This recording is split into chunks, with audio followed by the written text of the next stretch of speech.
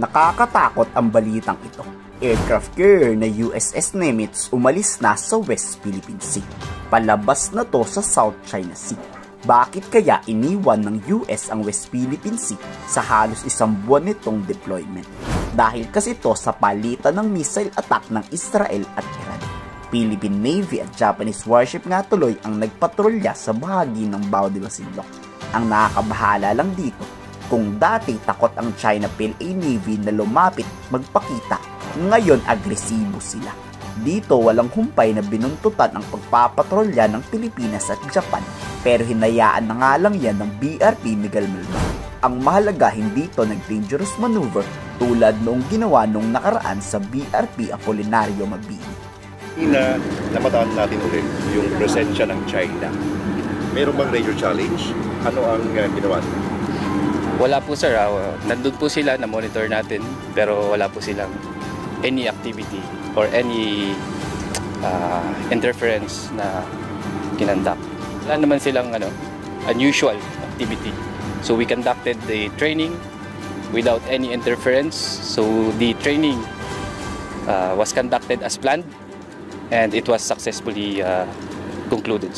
Malaki ang importansya ng pagpapatrolya ng Japan at Pilipinas.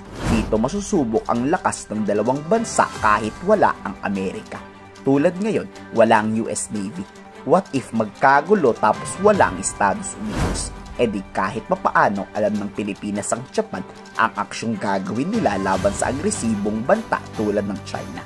Submarine warfare nga nakatutok ang military exercises. Parehong capable ang dalawang warship na magpasabog ng submarine o makadetect nito.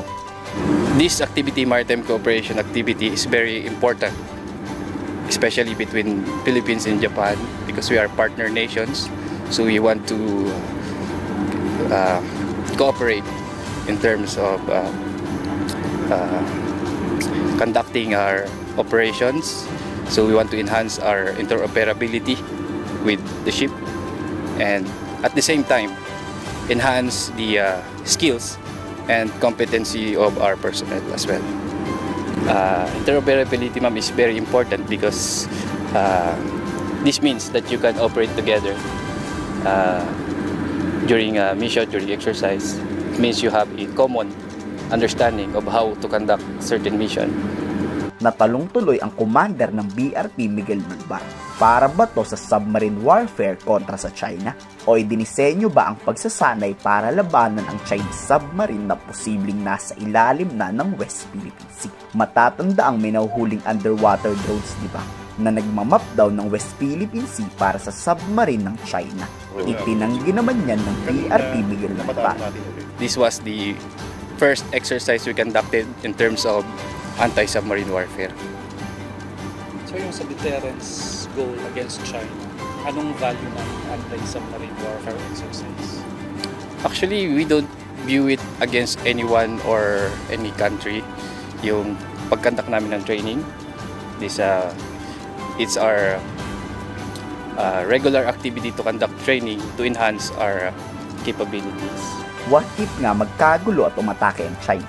Delikado tayo nito. Wala ang presensya ng US Navy. Kayo, sa tingin nyo, lalaban ba ang Philippine Navy at Japan warship kung nag-agresibo ang China? Komento sa baba ang salo video.